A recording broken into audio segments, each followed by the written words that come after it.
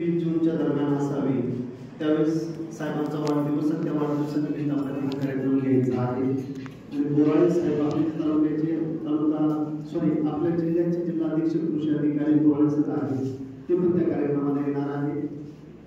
परंतु काहीतरी आचारसंहिता होती त्यामुळे तो कार्यक्रम आपल्याला त्यावेळेस झाला नाही आणि मग ती डेट आज इथं आलेली आहे. माझा मोठा कार्यक्रम घेतला. परवा दिवशी त्यांचा फोन आला की साधारणतः 200-250 लोक येतील. मी म्हटलं एवढी लोक या सीझनला येऊ शकत नाही कारण सगळ्यांची हार्वेस्टिंग चालू आहे. काहींची हार्वेस्टिंग झालं. डाळिंब उत्पादन तेव्हा चालू होतो जेव्हा पानगळ करतो, छाटणी करतो. त्यावेळेस त्यांना वाटतं की आता औषधाचे शेड्यूल भेटेल आणि रेस्ट पिरियड ही डाळिंबाची नाही तर ती त्याची वाटते त्याला. आता रेस्ट पिरियड आता त्याला काय काम करायचं आणि मग रेस्ट पिरियड मध्ये किडी असतील, रोग असतील, सगळे त्याच्यावरती पळावले जातात. आणि जो स्टोरेज करण्यासाठी आपण पाणी आणि खतं त्याला द्यायला पाहिजे ते आपण देत नाही. आणि नंतर आपल्याला असं वाटतं की माती काय निघण्यासाठी टॉनिकचा वापर करावा लागतो आणि आपण खर्च वाढवत जातो. अशा झाडाच्या फिजिओलॉजीमध्ये डिसऑर्डर निर्माण होतो. परंतु दिवस बदललेले आहेत. ह्याच्या कार्यक्रमामध्ये दिसत नाही कारण तुम्ही एवढ्या मोठ्या संख्येने त्या ठिकाणी उपस्थित आहात. म्हणजे आता स्टोरेज स्टेजमध्ये जर तुम्ही काम करणार आहे आणि स्टोरेज स्टेजमध्ये काम केलं तर तुम्हाला मातीकडे टिकण्यासाठी कोणतीच अडचण येत नसते. एकदम चांगली मातीकडे आपल्याला थिनिंग करावी लागते. ही कंडिशन कधी कधी डाळिंबामध्ये आपल्याला बघायला मिळते.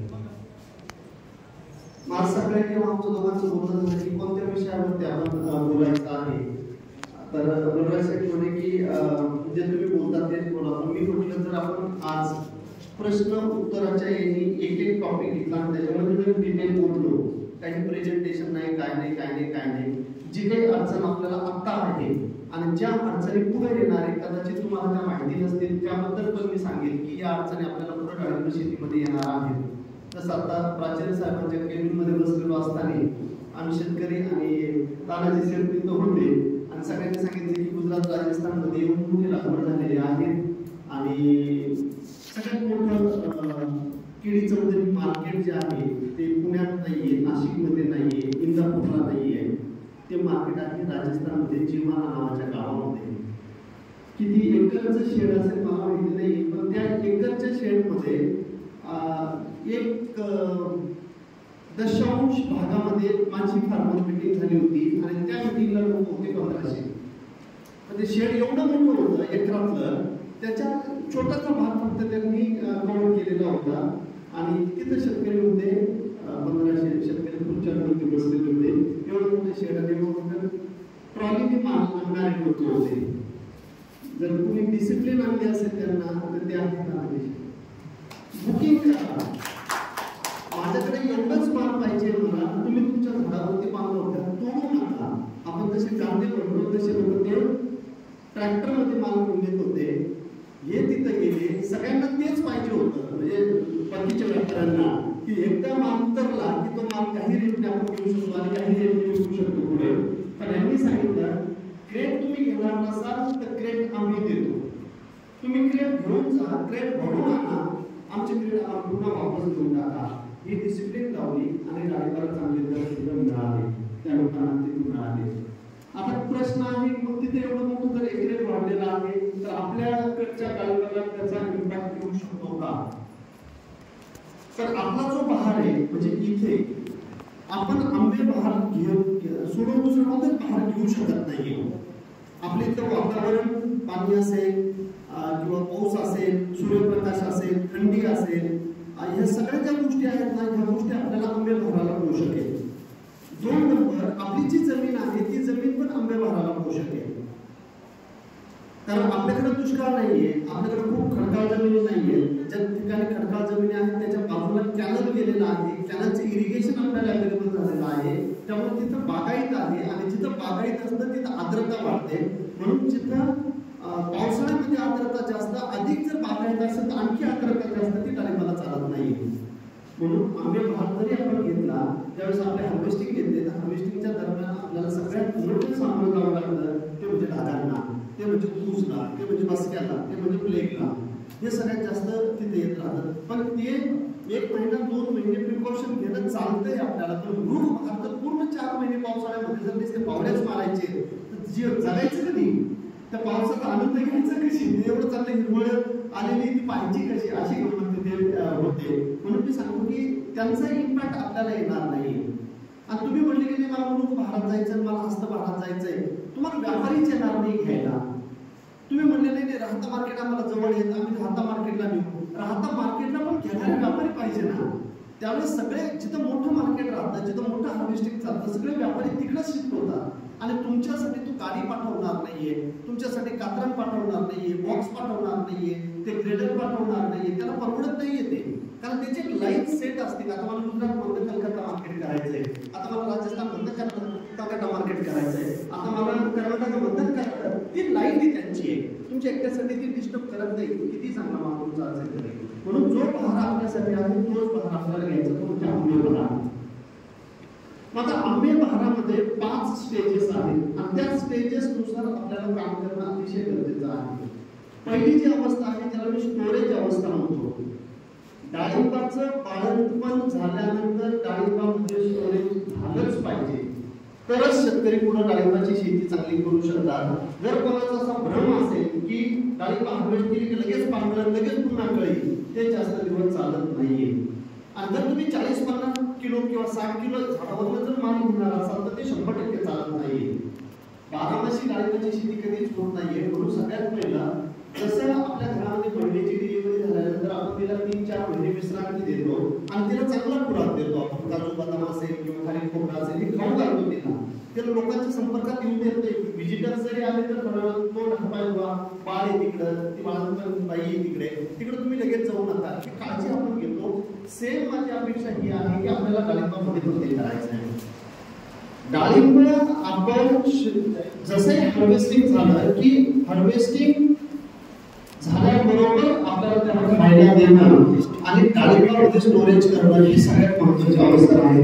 स्टोरेज 2 नंबरची जी अवस्था आहे, जी अवस्था ताणाची अवस्था, जी आपली थंडीच्या दिवसामध्ये येते. थंडीच्या दिवसामध्ये आणि बऱ्यापैकी आपल्याला डिसेंबर एंडला पाऊस पडतो हे गृहीत धरून आपल्याला ताण द्यायचा आहे. आणि ते पडल्यानंतरची पानगळीची तारीख आपल्याला बदलायची आहे. पिटीकोरीने सांगितलं 26 जानेवारी तारीख ठेवायची आहे आणि 5 तारखेला जर पाऊस पडला तर 100% तुमची पान लीक होणार आहे, तुमच्या बागेमध्ये पानगळी बाहेर येणार आहे. त्या 26 तारखेला तुम्ही पानगळी केली तर ती आलेली पानगळी गळून जाणार आहे. नंतर फक्त शेंडे आणि शेंडे याच्यापेक्षा दुसरं काही निघत नाही. म्हणून ते पण आपल्याला गृहीत धरायचं आहे. तिसरी सगळ्यात महत्त्वाची गोष्ट आहे की पानगळ छाटणी झाल्यानंतरचं पहिलं पाणी आणि त्याच्यानंतरची फ्रूट सेटिंग स्टेज. इथे मधमाशी सगळ्यात महत्त्वाची आहे त्या बहाराला. आणि थंडीच्या दिवसामध्ये जर मधमाशी निघाली नाही तर आपल्याला मधमाशी आणावी लागते आणि तेवढं फाउंडेशन करून घ्यावं लागतं. तुम्हाला साईज पाहिजे असेल तर मधमाशी सगळ्यात महत्त्वाची आहे.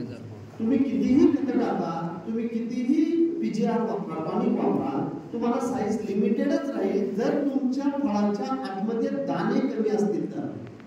कारण एक दाणा तुमचा चिंचुक्या एवढा होणार नाहीये, तो त्याला लिमिट येते तेवढाच होणार आहे, तो मोठा दाणा नाही होणार आहे. पण दाण्यांची संख्या वाढवायची असेल तर तुम्हाला मधमाशी सगळ्यात महत्त्वाची आहे. त्याच्यानंतर पुढची जी अवस्था आहे ती अवस्था आहे तुमची फ्रूट डेव्हलपमेंट स्टेज, फळाचा विकास करण्याची अवस्था. ह्या अवस्थेमध्ये आणि ही एक आपल्याकडे उन्हाळ्यामध्ये त्यावेळेस एप्रिल राहतं, मे राहतं, जून मध्ये टेम्परेचर खूप जास्त राहतं, पाऊस लवकर आला नाही तर आपल्याकडं साईज चांगली बनत नाही, कप्पे पकडतात, पुढची जी तुती आहे ती मुलमुलीत होते आणि मग आपण सिंगलच लॅटरल ठेवलेली, डबल लॅटरल आपण करत नाहीये, मल्चिंग आपण करत नाहीये, विंड ब्रेक आपल्या प्लॉटला नाहीये, झाडा पूर्ण प्लॉट बंद जातात. त्याच्या बाजूला आजूबाजूला ऊस वगैरे असेल तर तिथं तरी बरं आहे, पण जिथे तुमचा हा वरचा भाग आहे तिथं बागायत जर कमी असेल तर तिथे खूप झाडं लागतात उन्हाळ्यामध्ये, ते पण झाडाला चांगलं नाही, तिथं तुमची साईज थांबली जाते. त्याच्यासाठी काय करायचं, मग क्रॉप कव्हर करायचं आहे का, पेपर मारायचा आहे का, सिलिकॉनचे स्प्रे घ्यायचे आहेत का, हे तिथं करावं लागेल. अन्नद्रव्य व्यवस्थापन चांगलं करावं लागेल. त्यावेळेस तुम्हाला पावसाळ्याच्या दिवसामध्ये फुगवण चांगली मिळणार आहे. कारण शेवटच्या स्टेजला जी साल ताणणार आहे ती फाटली नाही पाहिजे. फाटली म्हणजे क्रॅकिंग नाही म्हणत आहे मी, तिला जी जाळी येते आणि बरेच लोक त्या जाळीसाठी तुम्हाला बुरशीनाशक विकतात, हे वाईट आहे. भुरी आली, भुरी नाहीये. अन्नद्रव्य व्यवस्थापन तुमच्या हिरव्या फळांच्या अवस्थेमध्ये चांगलं केलेलं नाहीये.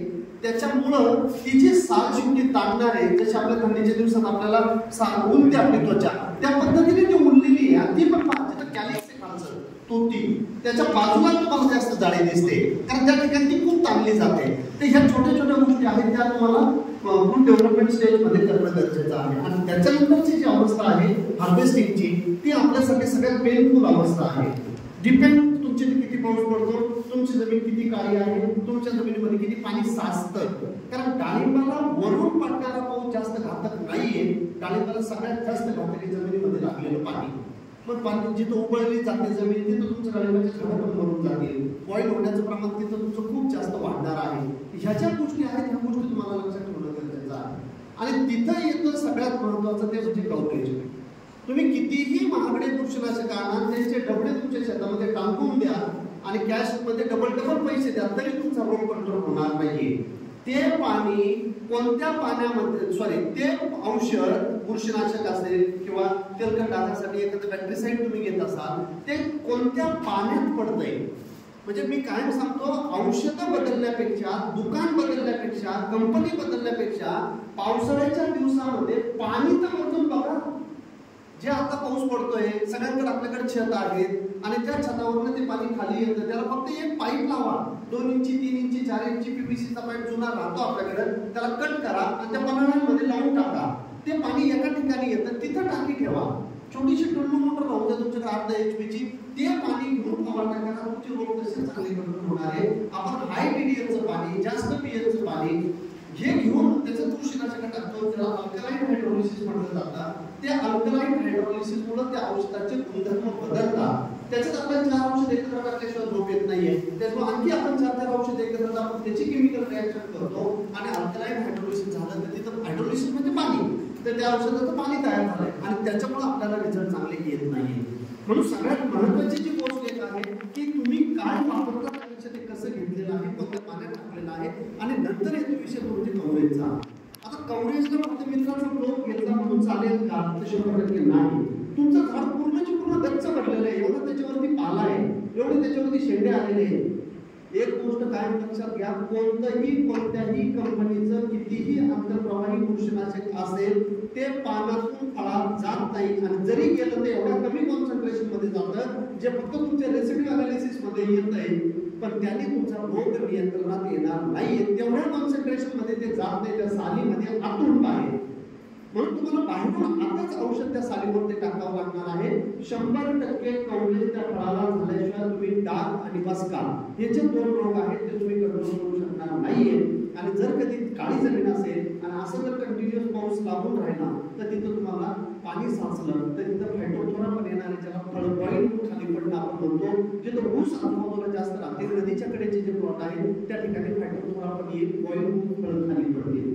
मग त्याच्यासाठीच्या ज्या उपाययोजना आहेत, झाड मोकळं असलं पाहिजे, कव्हरेज चांगलं झालं पाहिजे. जर तुमची इथं कंटिन्युअस अशी टिपटिप चालू आहे तर हातावर हात बसून घेऊन चालणार नाहीये, आपल्याला त्या ठिकाणी डस्टिंग करावी लागणार आहे.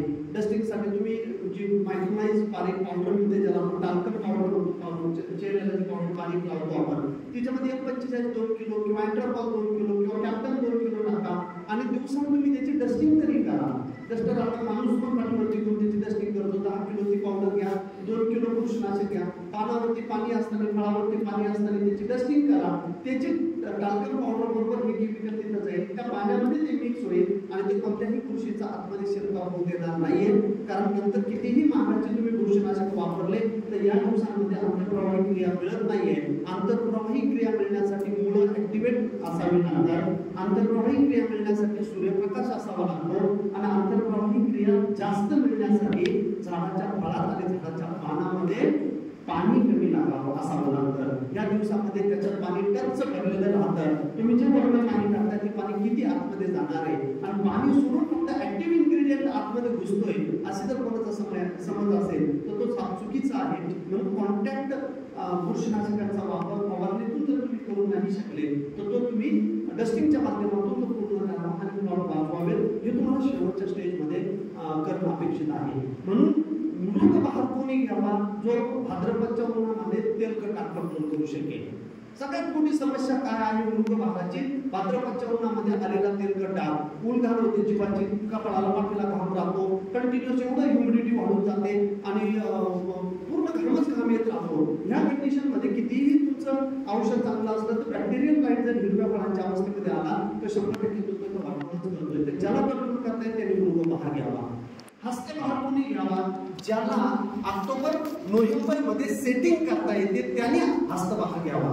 कारण तिथं पाऊस पडलेला राहतो, जमिनीमध्ये पाणी जास्त राहतं. काळी जमीन जर असेल तर शेंडे काढू काढून तो शेतकरी दमतोय, त्याला फुलं निघत नाहीये आणि कोणतंच प्रॉडक्ट नाहीये की जे मारलं तुम्हाला लगेच फुलं बाहेर फेकले, असं काही नाहीये. असलं तरी ते तुम्हाला तुमच्या झाडाला जमिनीला ते घातक आहे आणि ते वापरलं तर चांगलं होतच असं नाहीये. नाही तर मग सगळ्यांनी तोच भाग घेतला असता, फुलं काढले असते, पण असं पण काही नाहीये. त्याच्यामुळे ज्याला सेटिंग करता येईल त्याने हस्तभार घ्यावा आणि ज्याला पावसाळ्यामध्ये आलेला मोठा 400-500 ग्रामची फळं बिना बुरशी आणि जीवाणूजन्य रोगांपासून वाचवता येतील 100% त्यांनीच आंबे बहार घ्यावा. हे जर तुम्हाला जमत नसेल तर तुम्ही आंबे बहार घेऊ नका, कारण तोपर्यंत तुमचा 2 लाख रुपये 2.5 लाख रुपये प्रति एकर खर्च झालेला आहे, कमीत कमी सांगतोय मी. आणि तो तोंडात आलेला घास आहे, तो आता तुम्हाला हार्वेस्ट करायचा आहे. आणि इकडं तानाजी शेठ सांगतात की अजून 250 रुपये रेट होणार आहे. ही आपल्याला ती लाळ अशी टपकते आपली की आता आपल्या भेट कोणाला नकोय, मला पण पाहिजे तेवढे पैसे, मला पण तो रेट आहे. कारण पोटचं पोरगा आजारी असताना मी फवारे मारलेले, मी त्याला उद्या सकाळी दवाखान्यात देऊन रात्री मला मीटिंग करून 3 वाजता फवारा मारायला सांगितलेला आहे. मला त्याचं औषध आणायचं, पहाटे 3 वाजता मला फवारा चालू करायचा आहे, तरच माझे डाग वाचणार आहे. इथपर्यंत मी मेहनत घेतलेली, तर मला ते पैसे मिळालेच पाहिजे, 100% मिळाले पाहिजे. परंतु अशा काळामध्ये ते जर डाग कंट्रोल करू शकले नाही तर त्याला सगळ्यात चांगले प्रोडक्ट आहे, त्या प्रोडक्टचं मार्केटिंग मी सुरुवातीला करतो आणि त्याच्यानंतर आपण सेशनला सुरुवात करू. मी जस्ट प्रास्ताविक केलं आणि त्या प्रोडक्टच्या कंपनीचं नाव आहे BT Gore and sons. BT Gore and sons माझी स्वतःची कंपनी आहे. आणि जर तुमच्या प्लॉटमध्ये डाग आले आणि जर प्रत्येक फळावरती डाग जिथं कव्हरेज जाते तिथंच दिसतात, फळ उलटे करून पाहिजे, कलर आलेला असेल तर बुरशीनाशकाच्या नादी लागायचं नाही. आपला हार्वेस्टिंग नावाचं प्रोडक्ट आहे ते वापरायचं आणि ज्या रेटने जाईल त्या रेटने विकून टाकायचं. लिहून घ्यायचंय प्रोडक्टचं नाव, लिहून घ्यायचंय. कोणीतरी तुम्हाला सांगणार की हे प्रोडक्ट नाही सांगितलं, मी सांगितलं माल काढून घ्या, जे आता मिळतील तेवढे पैसे करून घ्या. कारण कोणी तुम्हाला एवढं सांगत असेल जिथं औषध राहते तिथं डाग थांबणार नाही. एकदा जर तुमच्या फळावरती डाग आला तर एकाचे 2, 2चे 4, 4चे 8 ते डाग वाढत जात आहे. त्याच्यामुळे तिथे जो रेट असेल त्या रेटने विकणं आणि पैसे करून घेणं हे सगळ्यात चांगलं औषध आहे, हे मी तुम्हाला सांगितलं. ठीक आहे, ते आपल्या कंपनीचं आहे, ते कधीच तुम्हाला वापरण्याची इच्छा येऊ नये त्याच्यासाठी आता मी बोलणार. ओके, तर काही प्रश्न असतील आपण प्रश्न उत्तराच्या आधी घ्यायचं. मी तुम्हाला सांगितलं की तुम्हाला काय काय काळजी घ्यायची आहे ते पूर्ण मी तुम्हाला सांगितलं. आता तुम्ही प्रश्न विचारा, त्या प्रश्नाला मी जे आता हार्वेस्टिंग झाल्यानंतर आम्ही काय करायला पाहिजे, बेसल डोस कसा द्यायचा आहे, त्याच्यानंतर पाणी व्यवस्थापन कसं करायचं आहे, किती दिवस आम्ही पाणी द्यायला पाहिजे, आता हे जे हार्वेस्टिंग झाले त्याच्यानंतर आम्ही तण ठेवायला पाहिजे का, तणनाशक आता मारलं तर चालेल का, आता खूप वॉटरशूट बागेमध्ये आहे त्या वॉटरशूटचं काय करा, असे काही प्रश्न असतील ना तुमचे ते तुम्ही मला विचारा आणि मी एक डिटेल सांगतो आणि जिथं प्रोडक्टची गरज आहे तिथं मी तुम्हाला प्रोडक्ट सांगतो. ठीक आहे, सुरुवात करा. काही माईक लागणार नाही, कुणी माईक घेऊन येणार नाही, तिथून सोडायचा प्रश्न विचारायचा. जर प्रश्न नसतील तर मग मीटिंग मी इथं बोलून काहीच होणार नाही. विचारा बोर्डचा वापर कोणत्या स्टेजला करू शकतो, बोर्डचा वापर कोणत्या स्टेजला आपण करू शकतो. बोर्ड जर तुम्हाला तयार करता येत असेल तर फ्लावरिंग आणि हार्वेस्टिंगची स्टेज सोडून कोणत्याही स्टेजला तुम्ही बोर्ड वापरू शकता. फक्त त्याचा पीएच तुम्हाला मेंटेन करता आला पाहिजे. त्याचा पीएच 7च्या आतमध्ये येऊ देऊ नका. बोर्डो खूप चांगलं काम करतात. मग तिथं बोर्डो कॉपर सल्फेट अधिक कळीचा चुना जो आपण वापरतो, आता इन्स्टंट चुना पण आलेला आहे, तो वापरून तुम्ही तिथे घेऊ शकता. बोर्डो हे सगळ्यात पहिलं बुरशीनाशक आहे आणि आतापर्यंत बुरशींनी त्याला रेजिस्टन्स तयार केलेला नाहीये असं एकमेव बुरशीनाशक बाजारामध्ये आहे, जे कॉपर सल्फेट किंवा कोणतंही कॉपर बेस फंजिसाइड. आता हे जे कॉपर बेस फंजिसाइड हे काम कसे करतात म्हणजे तुम्हाला कळेल की कधी वापरायचा. म्हणून मी की प्रश्न असेल तर डिटेलमध्ये मी तुम्हाला सांगू शकतो. भाषणाग्रस्त आला हा प्रश्न. कॉपर बेस फंजिसाइड काम कसे करतात, पाण्याच्या साह्याने जो ब्लोअर तुम्ही वापरता त्याच्या माध्यमातून पाण्यामध्ये ते कण आहेत ते पाणी तुम्ही झाडावरती टाकणार आहे आणि पाणी निघून जाईल आणि तिथे ते कण झाडाला चिटकून राहतील. मग ते फुलाला राहतील, फळाला राहतील, फांदीला राहतील, पानाला राहतील, सगळ्या ठिकाणी राहतील. मग आता हे जे कण तिथे चिटकून राहणार आहेत त्या कणांमधून क्युप्रस आयन रिलीज होणार आहे. मग सगळ्यात लवकर क्युप्रस आयन रिलीज करणारा आणि संपून टाकणारा प्रोडक्ट आहे कॉपर सल्फेट. 2 नंबरला आहे कॉपर ऑक्झिक्लोराइड, ज्याला तुम्ही COC म्हणता किंवा फ्लायटॉक्स म्हणता, ब्लू कॉपर म्हणता. तिसरं जे आहे ते होतं कोसाइड 100. चौथं जे आहे ते आहे कोसाइड 2000. पुढचं जे आहे ते आहे कोसाइड 3000.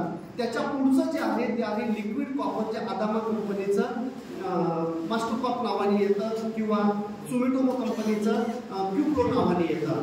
अशी ही क्रांती होत गेलेली आहे कॉपर बेस्ड फंजिसाइड मध्ये. 2 गोष्टींसाठी, त्याची बायो अवेलेबिलिटी स्लो करण्यासाठी आणि त्याची पार्टिकल साईज कमी करण्यासाठी. जेवढी पार्टिकल साईज कमी तेवढं कव्हरेज जास्त, आणि जेवढं कव्हरेज जास्त तेवढं क्युप्रस आयन जास्त. जेवढे क्युप्रस आयन जास्त तेवढे बुरशी आणि जीवाणूंना मारण्याची ताकद जास्त. मग जेवढे जास्त दिवस ते राहील, कोणतंच कॉपर 10 दिवसाच्या वरती काम करत नाही, लिक्विड कॉपर जरी असलं तरी, तर 10 दिवसापर्यंत ते त्याच्यात क्युप्रस आयन रिलीज करणार आहे.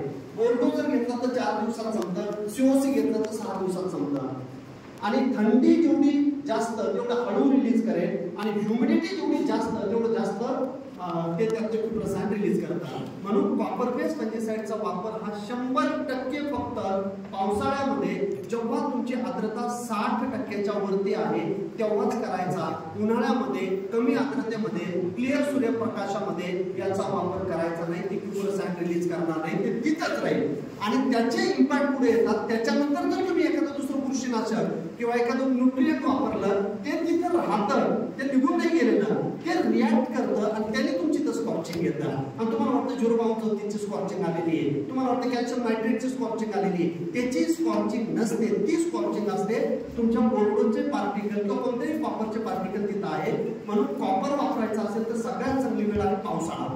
त्याला वापरला, पाऊस पडला, ते धुवून गेलं, आणि पुन्हा दुसरं कोणतंही केमिकल तुम्ही घेतलं तर ते तुम्हाला त्याने चांगले रिझल्ट देईल. क्लिअर? किती टक्क्याचा बघा, डिजीज प्रेशर किती आहे, टक्के म्हणजे काय, किती पार्टिकल तुम्ही टाकणार आहे. जर डिजीज प्रेशर तुमची तर खूप जास्त असेल तर 1% जा. डिजीज प्रेशर कमी असेल तर तुम्ही 0.5% जा. त्याचं असं नाही की तुम्ही 1% घेतला लगेच त्यांनी खाल्ल्यावरती बुरशी मारून टाकले, असं नाही. कव्हरेज पार्टिकल्स तुम्हाला त्या भागावरती किती पाहिजे, जिथं ते पोहोचतील तिथंच कंट्रोल होणार आहे, जिथं ते पोहोचणार नाही तिथे कंट्रोल होणार नाही. कव्हरेज सगळ्यात महत्वाचं.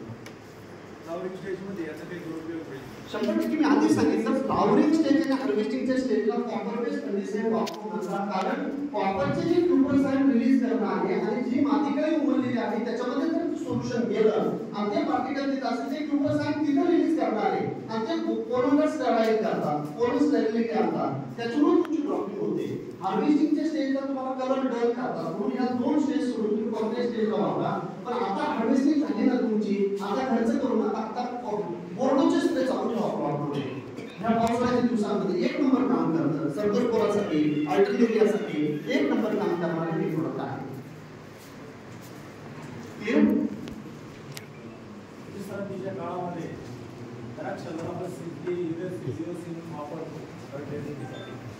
असं डाळिंबासाठी रेस्ट पिरियडला हे संजीवनी वापरावे की नाही वापरावे, किंवा याचा फायदा होईल की नाही? तुम्हाला एका झाडाला किती माती कळी पाहिजे? 100 इयरची जर बाग असेल 100 कळी पाहिजे. 100 कळी म्हणजे 100 फळं पाहिजे. काही तुम्हाला 300, 400, 500, 600 आली, बाकीची जरी पूर्ण सेट झाले तुम्ही क्लीन करणार, मग गरज नाही.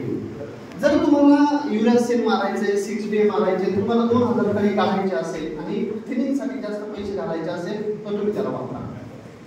परंतु त्याचा स्टोरेजसाठी वापर होऊ शकतो. मी सांगतो होतो ना, मी बोललो ना, जर जास्त पाहिजे असेल तर सगळ्यात पहिले आपण थोडीशी फिजिओलॉजी समजून घेऊया. थोडी फिजिओलॉजी. डाळिंबाच्या झाडामधनं मातीकळी बाहेर निघते. डाळिंबाच्या झाडामध्ये नत्र आणि कर्ब असे 2 भाग आहेत. कर्ब म्हणजे कार्बोहायड्रेट, कर्ब म्हणजे कार्बन नाही. कार्बोहायड्रेट आणि नायट्रोजन ह्या 2 गोष्टी आहेत. तुमच्या झाडाच्या पानाच्या टोकावरनं, कोळ्या पानाच्या टोकावरनं एक दवबिंदू बाहेर येतो. तो जर तुम्ही हाताला लागला तर चिकट लागतं, शर्टला लागला तर डाग पडतो, जीभेवर घेतला तर गोड लागतो, मधासारखा. सगळ्यांनी पाहिलेलं आहे. फक्त बारकाईने ऑब्झर्व करा, ज्या दिवशी तुमच्या झाडाच्या त्या पानातून जो बिंदू बाहेर पडतो त्याच्यानंतर 3 महिन्यानंतर तुम्ही पानगळ करा, छाटणी करा, नाही तर नका करू, तुम्हाला मातीकळी बाहेर पडतेच. एक्सेस नायट्रोजन झाड या रूपाने बाहेर टाकतंय आणि त्याला जागा निर्माण करून देत आहे. जे मातीकडे काढतात त्याला म्हणतात कार्बोहायड्रेट. मग आता कार्बोहायड्रेट पुढे तयार होतं आणि त्याला तयार करण्यासाठी काय पाहिजे? त्याला तयार करण्यासाठी हिरवं पान पाहिजे, ज्याला चकाकी आहे, ज्या पानाचं वय 150 दिवसाच्या आत आहे. पहिली गोष्ट. म्हणून आता हार्वेस्टिंग नंतर तुमच्या बागा तुम्ही काही नाही सोडलं तर त्या ऑटोमॅटिकली शेंडे काढतात. तुम्ही पाहिलेलं असेल, त्याची नॅचरल फिनॉमिनॉन येतो. मग आता त्यांनी सगळ्यात पहिलं काय केलं की त्याला स्टोरेज करायचं म्हणून पानं काढले. 150 दिवसाचं हिरव्या रंगाचं चकाकी असलेलं पान जर असेल तर त्याच्यामध्ये तेवढं क्लोरोफिल आहे जे क्लोरोफिल तुमची इथं फोटोसिंथेसिस क्रिया करण्यासाठी कॅपेबल आहे. 2 नंबरला काय पाहिजे? त्याला बिना सूर्यप्रकाशाची फोटोसिंथेसिस होत नाहीये, प्रकाश संश्लेषण क्रिया. त्यासाठी सूर्यप्रकाश पाहिजे. किती लक्सचा पाहिजे? Maximum 1,20,000 lux, minimum 70,000 lux. Maximum minimum दोन्ही पण.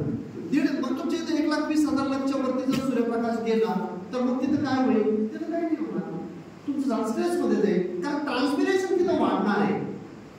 ट्रान्सपिरेशन तुम्हाला खूप खायला दिलंय, नॉनव्हेजचं ताट बनवून दिलेलं आहे आणि प्रचंड ऊन आहे आणि तुम्हाला उन्हात जेवायला बसवलंय, तुम्ही पाणीच पिणार, तुम्ही खाणार नाहीये. तर जेव्हा टेम्परेचर वाढणार आहे, सूर्यप्रकाशाची इंटेन्सिटी वाढणार आहे, त्यावेळेस ते झाड ट्रान्सपिरेशन करेल, त्याला वाचवेल, त्याची स्टोमॅटो कधी बंद करून ठेवेल. जेव्हा आतमध्ये खूपच गॅस, जशी कुकरची शिट्टी ओपन होते तसं त्याला ते ओपन करून वाफ बाहेर काढेल. हे त्याचं येते ना, त्याचा तो स्टोरेज नाही करणार आहे. त्याच सूर्यप्रकाशामध्ये किती टेम्परेचरमध्ये? 25 डिग्री सेंटीग्रेड ते 37 डिग्री सेंटीग्रेडला प्रकाश संश्लेषण क्रियेचा वेग सगळ्यात जास्त राहतो. किती आर्द्रतेमध्ये? 30% 60% आर्द्रतेमध्ये.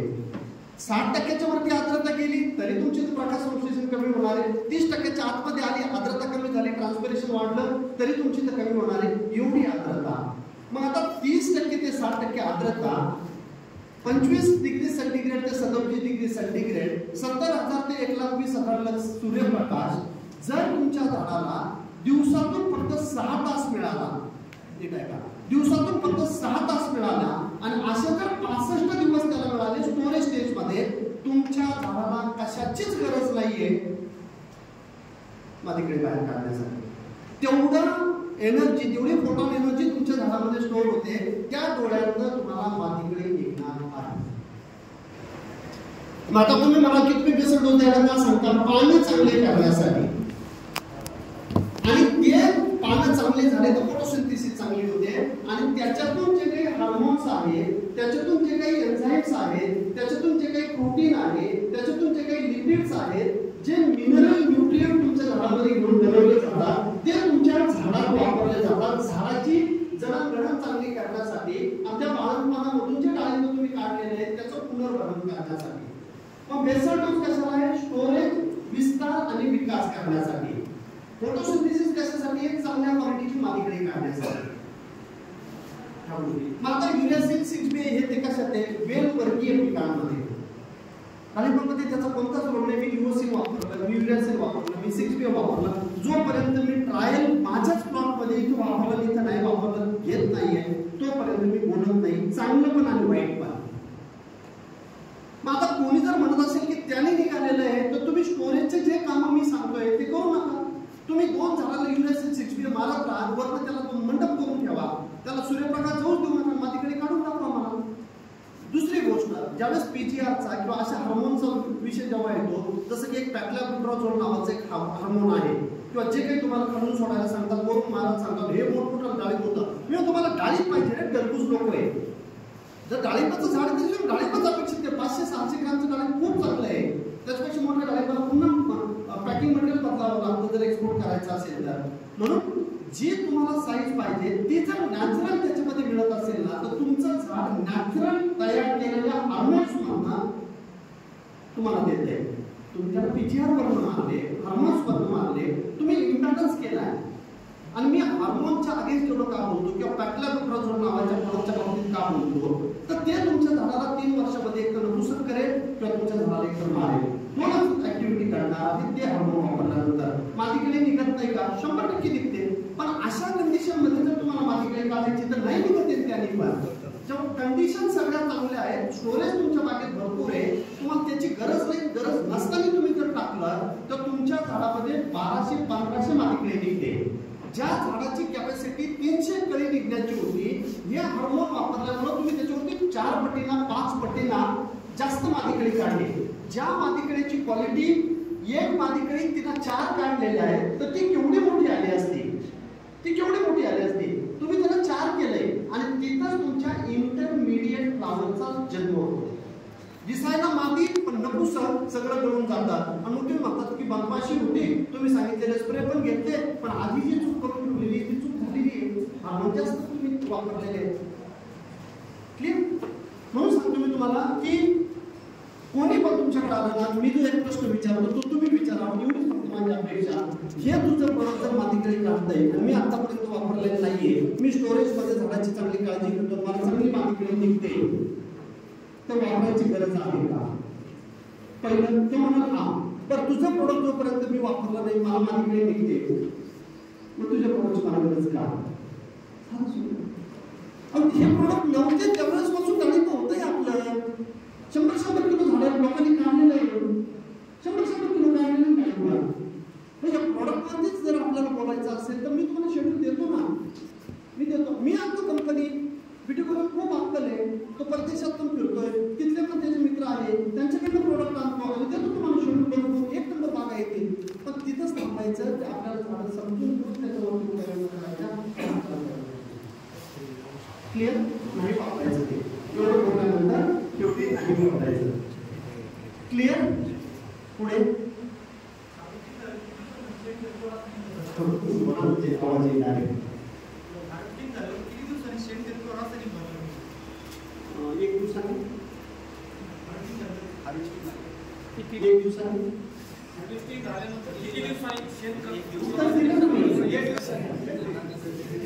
आज हार्वेस्टिंग झालं का? त्याच्यावर पुन्हा लगेच असा प्रश्न करा मला, का? तुमच्याकडे 12 महिने, 12 महिन्यामध्ये फ्लावरिंगचे 2 महिने तुमचे जाणार आहे. जर लवकर सेटिंग झाली तर काहींची 3 महिने घेतो, तो भागनंतर करतो, सोडून द्या. तुमचे 2 महिने तिथं जाणार आहे, तुमचे 3 महिने हिरव्या फळांच्या अवस्थेत जाणार आहे आणि तुमचा 1.5 महिना कलर यायला जाणार आहे. म्हणजे 2 अधिक 3 5 अधिक 1.5 6.5 7 महिने तुमचे जाणार आहे पानगळ केल्यापासून हार्वेस्टिंग पर्यंत. 7 महिने गेले. आता 7 महिन्यातून उरलेले महिने आहेत माझे 5. उरलेले महिने आहेत माझे 5. आता 5 महिन्यामध्ये मी ताण किती दिवस देणार आहे? जे की आपल्या एरियामध्ये ताणाला आपल्याला जास्त दिवस लागणार आहे, कारण पाऊस पडू शकतो, आपली जमीन काळी असू शकते, थंडी जास्त पडू शकते, ऊन तिथं नसणार आहे, धुकं येणार आहे. जरी खालून पाणी बंद केलं तर वरून त्याला दवचं पाणी भेटणार आहे आणि माझी बाग ताणात जाणार नाही. हे पण आपल्याला कन्सिडर करावं लागतं आणि कधी कधी 1.5 ते 2 महिने आपल्याला बाग ताणावर सोडावी लागते. मग आता उरले किती दिवस? 2 महिने जर ताणाचे धरले तुम्ही, तर तुम्ही उरले दिवस किती तुमचे? तर ते दिवस आहेत 3 महिने. डाळिंबाच्या झाडाला 110 दिवस जर मिळाले स्टोरेज करण्यासाठी, तर कोणत्याही औषधाविना अप्रतिम क्वालिटीची मादीकळी तुमच्या बागेवरती मिळते.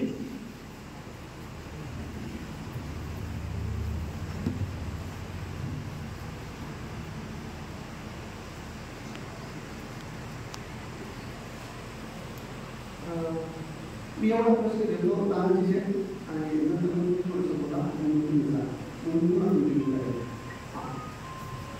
तर ते जे आहे ते 3 महिने तुम्हाला मिळायला पाहिजे. आता हार्वेस्टिंग माझी आज झालेली आहे, माझ्या झाडाचं पालन पण झालेलं आहे आणि तुम्ही जर म्हटले की मी 2 महिन्यानंतर त्याला खायला देणार आहे, तोपर्यंत ते झाड त्याच्यामध्ये आणखी काहीतरी करेल आणि ते स्वतः सर्वाइव्ह होण्यासाठी स्वतःला प्रिपेअर करेल. पण त्याला जर दुसऱ्या दिवशी तुम्ही लगेच बेड फोडले, दुसऱ्या दिवशी लगेच चांगलं कुजलेलं शेणखत टाकलं, दुसऱ्या दिवशी लगेच जर DAP आणि पॉलिसल्फेट टाकलं, त्याच्यानंतर तुम्ही ऑर्गॅनिक मध्ये ऑर्गोस्ट्रॉंग असेल किंवा एक याचं नेचर केअर नावाची कंपनी आहे, त्यांचं एक 13 पिंडी एकत्र असलेलं प्रोडक्ट 2 किलो वापरा त्याला, ग्रीन हार्वेस्ट स्पेशल म्हणून. ग्रीन हार्वेस्ट स्पेशल 1 नंबरचं खत आहे ऑर्गॅनिक मध्ये. तर ते टाका, त्याच्यात सगळे मायक्रो ऑर्गॅनिझम्स पण आहेत, ते टाका आणि हे सगळं मिक्स करा. शेणखत टाकताना मी आता बेसळ सांगितलं तुम्हाला, बेड कट करा, तिथं तुम्ही शेणखत टाका. शेणखतावरती एका झाडाला 300 ते 500 ग्राम DAP टाका, एका झाडाला 250 ग्राम ते 500 ग्राम पॉलिसल्फेट टाका, एका झाडाला 2 किलो ग्रीन हार्वेस्ट स्पेशल टाका आणि गांडूळखत तुमच्याकडे असेल तर तेवढं गांडूळखत टाका. त्याच्यानंतर साईड रोटावेटर मिळतो किंवा जे ट्रॅक्टरवाले आहेत त्यांच्याकडे आहे, त्या साईड रोटावेटरवाल्याकडनं ते पूर्ण मातीत मिक्स करा. डायरेक्ट शेणखत टाकणं त्याच्यावर टाकणं मातीनं दबून दिलं तसं करू नका. त्याला पूर्ण माती सुपीक करायची आपल्याला. आणि माती सुपीक करायची असेल तर एकच प्रिन्सिपल लक्षात ठेवायचं, प्रत्येक ऑर्गॅनिक किंवा प्रत्येक केमिकलचा दाणा मातीच्या कणांच्या मध्ये गेला पाहिजे.